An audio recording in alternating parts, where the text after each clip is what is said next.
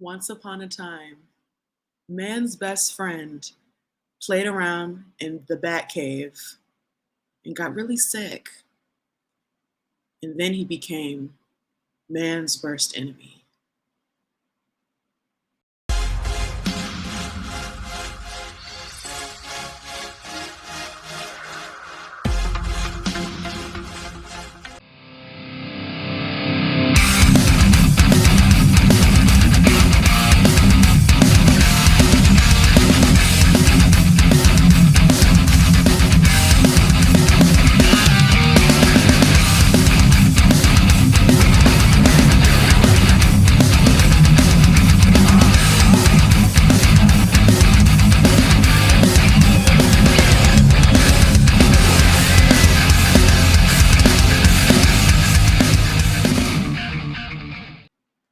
Hello, friends.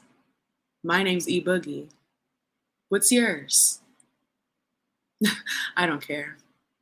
Tonight on UPRE, we're reviewing one of Stephen King's finest films, Cujo. Tonight I have with me Beethoven. Hey, Bay. Hey, How's it going? I'm chilling. I'm sad though because I grew up watching Beethoven, never saw Cujo, and now I'm looking at Saint Bernard's a little differently. You didn't know that Beethoven had the capacity to play a villain so infamous, right? I've never seen a heel turn on no Beethoven, so I was shocked by Insane. Yeah. I also have joining us the executive consultant. Hey, ho, ho. This movie's got to go. Doing? And I'm glad to tell you all. Yeah. I can't believe you enjoy this. Wow. I mean, I know you are. I feel like you're the type that just doesn't like dogs. Yeah, he does come across to me as a mailman kind of guy. You know, like the father in Friday. Like he's gotten bit once or twice. Yeah, you know what I mean? And and then he's watching the movie and he's like, "That's your ass, Mr. Postman." You know what I mean? That's the vibes I get. Sometimes. Yeah. You got dogs? He's never had a dog. Yeah, he probably hasn't had a dog. You can tell. He seems more like a cat person. You got cats?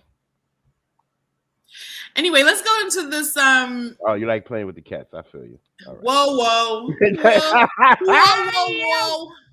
The heated whoa. In this tale of a killer canine, man's best friend turns into his worst enemy. Hey, I said that. I should have been a writer on this film. When sweet Saint Bernard Cujo, also, whoa, random name. Let's touch on that. Is bitten by a bat. He starts behaving oddly and becomes very aggressive. As Cujo morphs into a dangerous beast, he goes on a rampage in a small town. Stay-at-home mom gets caught in Cujo's crosshairs. Yeah, she does. Caught in Cujo's crosshairs. Facts. On a fateful errand with her son, Tatter. Stuck in their tiny car. Tiny broke down car, I should say. Donna and Tad have a frightening showdown with the crazed animal. Now, this was my pick for Stephen King, and it was very close between this and Gerald's Game on Netflix. Please go watch that movie because I forget the name of the actress, but that's my boo. She is thebomb.com, and yeah, support everything she does. That being said, this slightly won over Gerald's Game. And the reason is because, one, it's like more of his older style movies. So I feel like it really captures and is true to the Stephen King style of film versus like these days that it's like, I don't know, horror kind of has its own trends that come in and out, and his most recent horror films have been released on Netflix, and Netflix has their own style that they spin on it. I mean, I don't know. It just feels less. It feels like Stephen King, but like on coke. But Cujo feels tangibly Kingish. I don't know what it is about it. I'm pretty sure this was a TV film too, if I'm not mistaken. It felt very TV film. Yes. Okay. And if you watch, It felt very Channel 11. if you watch movies that come out just on like TV randomly, maybe Lifetime movies, whatever, it just hits different sometimes. It just hits a good. I don't know. Sometimes they just really capture a moment. And Cujo is like pretty well known. You referenced Friday, Beethoven, and I'm pretty sure they referenced Cujo in that movie. And I didn't know what it was until today. Like, because I didn't see this movie until today. And mind you, I heard of Cujo my entire life. Like people making references, talking to especially like when they scared of a dog. I've just heard that name go around all the time. You know what I mean? So clearly, this movie had some level of impact when it came out. I'm sure that on the big screen, Cujo looks pretty intense, especially after that. Because, like me, mind you, as it went on, you could see that there was more and more damage to him. You could see that there was more like blood and mud and stuff on him, and he just looked more and more vicious after every turn. And yeah, it was interesting to see what was gonna happen. You know, I mean, the majority of the movie by today's standards was really corn. Um, Hey, I mean, yeah, but it's the '80s. It's like what was that? '82. It's literally 40 years old. You know what I mean? So like, Jesus. what do you expect? You know, the white guys with the curly hair. You know what I mean? Like that's so 84, 81, 82. And look, they were talking about losing the account at Sharp. When was the last time anybody bought anything at Sharp? A Sharp product. Like, come on. You know what I mean? They used to make like Okay. TVs and Walkmans and all these other things. So part of that was a little nostalgic, you know, Yeah. and the big TV on the side and all of that and the weird cars and mind you, the sheriff, I've never seen that guy that young because that guy, I forget his name. He plays like a sheriff or like a deputy or some kind of like Typecast. yeah, he's pretty typecast in that, but I've always seen him as an old man. I've never seen him young like that. You know who I'm talking about? I'm talking about the guy that got attacked, that went to go see, and then got attacked by Cujo and got killed by Cujo. His appearance was so quick I didn't even Yeah, catch who it was. yeah, but I mean, it was cool though. Because like the other thing that I appreciate about old movies is that they use a lot more music to like make things feel more intense, if that makes sense. Yes, Like yes, I there was a agree. lot of close ups on Cujo. There was just like Ugh. and it was like, oh, all right, yeah, it's an old movie. It feels very much like Psycho, where like it's Yes. life, it's you know, Oh, giving it Hitchcock realness. yeah. And then like the funny thing was that the husband couldn't reach his wife, and he automatically is like, that bitch is cheating. Oh, come She's on. having an affair. She's having an affair, blah, blah, blah, this and that, whatever. And I'm just like, man, you better go check on your wife. You don't know. You know what I mean? And I bet you He, when he got there and he saw her with the kid in the arms, I bet you he felt like a dick. I mean, the credits rolled, but I bet you he felt like an asshole for she like. was about to fall out when she was carrying that baby. Like, Mm-hmm. I Yeah. felt for them so much because one, like, okay, I'll give her this. She jumped out there more than once. Mm-hmm. And Saint Bernards are big dogs. Right. Like, they're like baby bears. I mean, you got to give her props for whipping out the bat. She And saw the bat day one, if I'm not mistaken. I mean, she got the courage to. It took 2 more days though for her to drum up the desperation and adrenaline to get that jump. Nah, yeah. You got to get the hunger and the baby with asthma and all wilding. Like, come on, man. That You poor bugging. baby. Oh my goodness. He was like 6 years old. Mm-hmm. Hold up, isn't that Ben? Was that Ben from Growing Pains? It looked like Ben from Growing Pains. Ooh, I It can't looked just call like it. him. It looked just like him, but I wonder if that was him because he was really small. But yeah. Possible.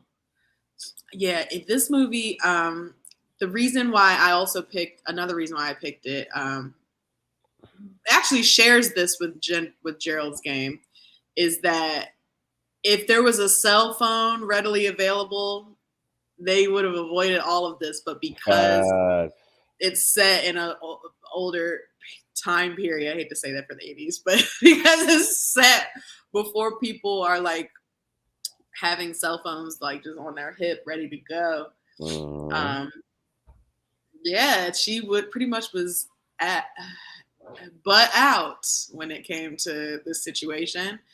And she really did have to rely on her speed, which was definitely hindered after the first attack. Mm-hmm. I'm confused though, because at some point, don't you take your heels off? You know what I'm saying? And she did still have her heels on, limping and all. I'm like, wow, that's weird. I didn't peep no heels. But... Oh, I always keep an eye out for that because you got a shoe cam? I got a shoe cam, and the reason I have a shoe cam on female characters in action films because it's just logistically it's a logistical nightmare, okay?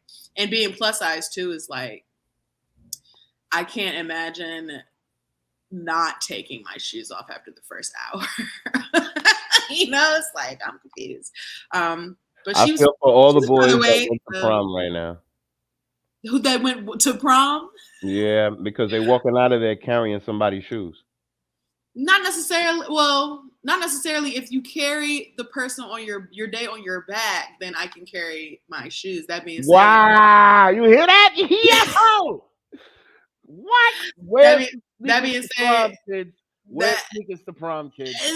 Get all that cute shit. You're walking out of there with your feet hurting. All right. No, you got to stunt for the gram. Hello. Man, well, you stunt for the gram at home. So earlier I was just smirking and laughing because Chris is just sitting there just waiting to ream this. And you know what? Let's make him wait a little bit longer. How's that ginger ale? Good. We didn't strictly address certain pieces. One, you mentioned the sheriff. He had the gun, hit the dog with the gun, didn't shoot the dog. No, he went to go shoot the dog, and the dog hit the gun out of his hand. Cujo was smart. Cujo was smart. / I remember when he losing his mind. The facts, but I remember that there was a time when he did that, and then he tried to open the door with his mouth, and ended up taking the hinges off the door. You know what I mean? He was pretty smart, and then mind you, he like any little thing that he heard, he was wild. But at the same time, he was kind of stupid because he really did go in on that phone. Like because the noise was so irritating to him I see. Damn. But at that split moment, that one time where he was like, am I going to go after this phone? I can't reach her. Am I going to kill these humans because how dare they be breathing near me? Yeah. I was confused because why are you so mad at the humans? Right. It's like wouldn't you just want to instead urge her to get the phone? Like he's smart, but not human smart. So yeah, facts. To hell with him. No, just kidding. There was at some point when he gets stabbed that I was like, shoot him! Like I yelled for real, at the screen, I was waiting for her to just pick up the gat and you know cap him one so that it's like it wouldn't even be a waste of a bullet to ensure that he's dead. Like I'm just confused by that. Right. And he played dead. Oh my god, he played dead. That's insane. That was so crazy. And then came back and then got shot. So, okay, last but not least, I got to touch on Kemp. Steve Kemp. The Mr. Her side piece to her even finer husband. What type of whip appeal did she put on him that had him, one, tearing up the house, and B, when she was like, it's over, I'm good on this. And then she starts to leave. He's like, all right, I mean, I'll catch you on the flip side. As soon as she left, he threw his pants on, threw his shirt on, ran out there, was wrangling her like, baby, please. And she's just like, sir, this is not convincing me to stay. And then later he breaks into the house and tears up the house. Well, a pillow and a picture. I was so weirded out by him. But I do appreciate that little side story because Stephen King, he always has some like random little weird side story that's like Mm-hmm. I don't know. It's like a little captivating, but it's also like, whoa. Meanwhile, on the farm, there's a rabid dog, and these people have been in this car for 3 days. Sheesh. Mm-hmm. Oh, you know what? At some point, I was like, why didn't she run to the cop car and try to do something with that? But I presumed the cop had the keys on his person when he died. No one kicked this dog. No one kicked the dog. No one. Word. People was hugging the dog, like hitting the dog and like wrestling with the dog, but I nobody guess he gave him would a have. low blow. Nobody. If you know, I mean, because with a dog like that, you gotta kick them under the jaw so they fucking go Yeah, wah, yeah, wah, yeah, and yeah. then bomb. That's the main way to get them to stop. But you know, it's a Well, movie, so I was really sad that happened to Cujo. It's good that he still gets to go to heaven, even though he's a murderer, because all dogs go to heaven. I saw that He coming. was so carefree in the beginning. I was so sad that this Word. He was just there nice. chasing the little rabbit like it was nothing, and then all of a sudden, Poor thing. Poor mm-hmm, thing. Those damn bats. mm-hmm. All right. Chris is probably gonna say how much Batman sucks. Probably gonna bring back Bat, Batman. bat dog. Bat dog. Oh, there's the Mr. Perfect thing. All Oh, right. shit. Let me mute. Why in the hell do I have to see an hour and 37 minutes of this damn dirty ass dog, right? You ever heard that phrase, dirty ass ape? Let me explain something. Let me tell you what's wrong with people who live in the people who live in the trailer park trash. People who live in trailer park. Let me tell you what's wrong with these people, right? So they get a dog, they get a mutt, right? I had this problem in my hotel. You know, they go around. I mentioned that I had to kick somebody out, but they go around like, "Oh, my dog is friendly. It's not going to do anything. Your boy is safe." And then all of a sudden, oh, I don't know what happened. Well, you know what happened. You got killed, right? Why'd you get killed? Because you let your dog just hang around, running around all types of woods, coming back dirty. Dog so dirty, y'all don't see this big gushy ketchup blob on his nose. Like, no one is paying attention to this freaking dog. I want to drop a Vic F-bomb. I'm not going to do it. But I'm like, this dog is dirty as F. You know what I'm saying? DAF. I had to watch that, right? Then, woman, and I knew she was cheating. How did I know she was cheating? You're going to ask me a question. Chris, excellence. How do you know she was cheating? I'll tell you how I knew she was cheating. Because it was obvious. The signs were there. The dude just comes to the house like he owns the place, right? Everybody's uncomfortable, including her. She's trying not to make eye contact. Clue number one, she's sleeping around with dude. Next thing I know, she's with them. Now, granted, shout out to E-Boogie. E-Boogie goes, take that crap off the screen. But E-Boogie goes, she goes, hey, what kind of whip appeal is she putting on him?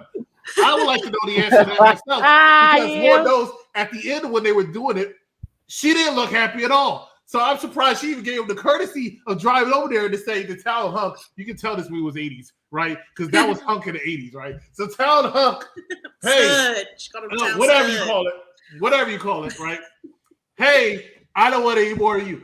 Granted, shout out to E-Boogie twice, because for some reason, he put his pants on faster than most people after taking a dump, and then runs over the house to the guy. I mean, the woman. I'm like, what? And then, dude, you want to put a picture up there, Vic? Put up that picture of the dog. Put that picture up there. The one of the second thing. Because the dude drives past, right? He drives past, they're gone, but I'm thinking in my head, like, you know that was your woman. You saw that was your woman, but you ain't done shit. You know why? He was seeing things. He was seeing things. He thought he was paranoid, seeing things. He wasn't seeing things. He knew it. They were sitting down. They were sitting at the table, and I thought he actually had a brain for a second. He was like, this is where our marriage has come to. And then, that little cliffhanger they give you, and then he says, oh, yeah, we're not talking anymore. Wow, why don't you think you're talking? Because she's over there with, never mind. But the bottom line is, right, it was really, really disturbing. So I granted, I believe you. I understand when you're trying to call somebody on the landline, she's not answering, right? Even though she said, oh, it's over. Woman, you've been over there doing this for so long. You got this man in our house. That was manhandling you, dropping sugar after you probably gave him some sugar. I got a problem with that, right? So he decided to leave. Then his little bitch ass calls her, and like I'm not even on Cujo anymore. His little bitch ass calls her in like 5 minutes. They're not answering. Thank God the friend is throwing in subtle jokes like, well, she probably spent the night. Oh, why did I say? You know why you say that? Wake up! Wake up! Meanwhile, I mean, she could be a cuckold wife. Whoa! Speaking of cuckold, right? Shout out to Cujo for keeping that daggone cuckold woman cuckold in that car, right? With little boy who plays the little kid, the little son off of Who's the Boss. That's who they are thinking about. Okay. Yeah. He played in Who's the Boss. Oh, it's a Who's the Boss kid. Yes, right. Thank you. Yeah. Right. And he had to play dead too at the end of this movie because he's like, God, we've been in this damn car for far too freaking long. Can something please happen? Our windows are down. This the damn dog can break the glass, but can't break the glass all the way. Can tear the damn handle off, but can't get in the car. He all bit you up to the point you probably don't want to be touched by anybody else again, let alone your husband. So I'm like, wow, amazing, right? Sheriff comes. He's about to call it in. Here's the noise. There was so many stupid shits in this movie. Here's the noise. Oh, damn, that sounds dangerous. Let me not call back up. Let me go and check and see what's on. Shout out to E Boogie for the third time. You'll never see that before. You'll never see it again. But shout out to E Boogie for the third time. Said, why did you shoot the damn dog? Why did you not shoot? You hit it with the damn gun. And then woman, oh my God. And I got to go because we got to go commercials. But then the woman, she gets a hold of the gun. Somehow stab. I didn't even see the stab, right? She was just like this 1 second. And all of a sudden, I guess everybody on top of her gets tired. So he goes, right? like flat, right? I'm like, oh, what happened? Oh, he must have busted. All right, so anyway. So after that happened, right? After that happened, she goes up, she's all crying, she's all screaming because like 5 minutes later, she gets hers. She's like, ah! And she like softest knocks I've ever seen on glass. Right. Like, wake up, ah! She's weak. It's been 3 days. Fact. She's weak because she just had that dog on top of her. I'm not talking about the stun. Anyway, they go inside the kitchen, and she's like, "Oh, I woke you, Prince Charming. You didn't turn to a frog like the Shrek franchise." And you all of a sudden, the dog comes out of nowhere. It's finally she shoots. The husband realizes where she is, and the husband says, "Hey, all is forgiven. You got underneath the stud who terrorized our home and got a slap on the wrist, and you got underneath the dog who got bit by a bat and had ketchup, strawberry sauce in his nose, along with this damn because there was a human in there. If you ever paid, if you watch all the shots and stuff, you can see the dog that's actually in the human. A human in the dog costume. Oh my God, a couple times. This scene was ridiculous. Now let me tell you something. That doesn't mean it gets a thumbs down because they get an effort. It gets an A for effort because they tried what they had in the time. They tried. Okay, it's just a lot of stuff that bothered the hell out of me that I had to get off my chest. But for what they had, the technology they had, and the budget they had, they tried. Okay, so we're going to take a commercial break, and when we come back, we're going to discuss what exactly we think of this movie with the thumbs up and thumbs down. Stay with us. You're watching Unpopular Review. Murderous outlaws have discovered an ancient power. With it, they can destroy the world. Puss, can you help us? Puss! Humpty Alexander Dumpty. We're going to need her. She's Kitty Softballs. I'll steal you blind, and you'll never even know I was there. She is a bad kitty. My name would become legend. A historic and unprecedented event is occurring. The question of whether or not we are alone in the universe has been answered. This is so cool. More ships have just arrived over India, England, and Germany. I really don't think they flew 90 billion light years to come down here and start a fight.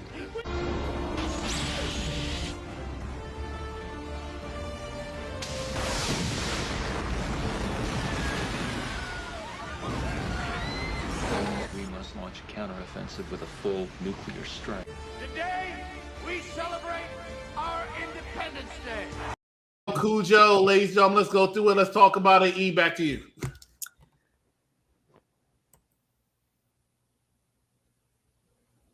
So, I bet you're wondering if I'm going to give this movie a thumbs up or thumbs down, or not. Wait no more. Wait no longer. It's a thumbs up for me. It's my pick. Why wouldn't I give it a thumbs up? It's the kind of movie that comes on randomly on a Sunday afternoon while you're doing your laundry, and you're kind of watching it between folds and irons and hangs, and you're like, whoa, shit. And it gets your attention. And then by the time the 30-minute mark hits, you're seated. You stop what you're doing because you got to see what the hell's going on. Then if you have a significant other and they live in there with you, you're, hey, baby, come look at this. Because it gives that very much. Highly entertaining. Thumbs up for me, like I said. Oh, Beethoven was very interesting because I've only known Saint Bernards as Beethoven. Every single time I saw a Saint Bernard, it was Beethoven. Now, if I see a Saint Bernard that's barking, that's Cujo. Yeah. Because of this experience with this movie, I do have a regret. I do regret not seeing this before because now I understand a lot of references that people were making over the years when it comes to this.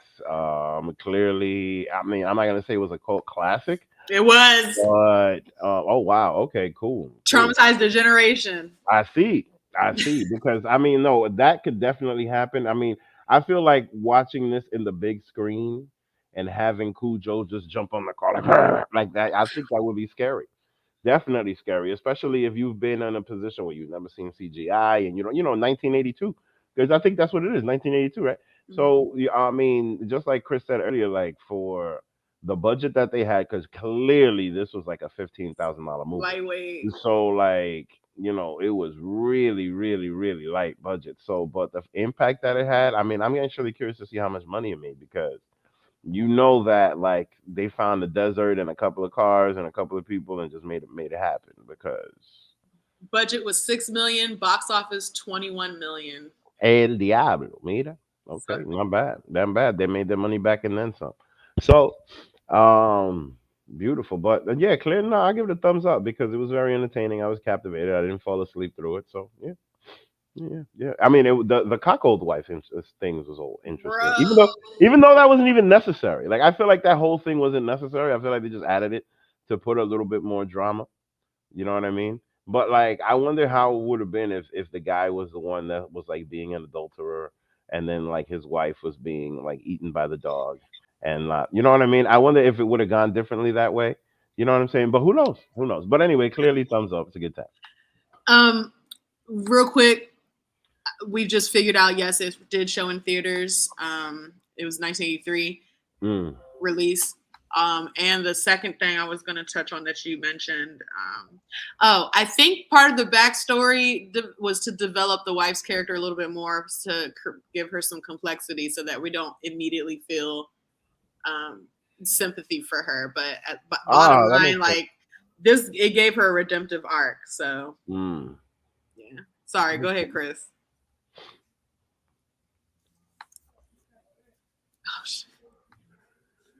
It's tough for me. So I have to look at some pictures to see if I want to do this. Shout out to the makeup artist. This is the best spaghetti sauce I've ever seen. Somebody asked me before the show started, "Hey, do you wash your rice?" Well, after this, I definitely want to wash my spaghetti.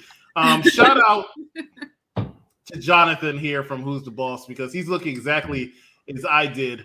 At the end of this movie, like somebody please help me. And but unfortunately I couldn't find a woman to hold on to me. It's a sad life. But I really needed somebody to console me because I was like, wow, he really did this to me. She really did. She picked Cujo,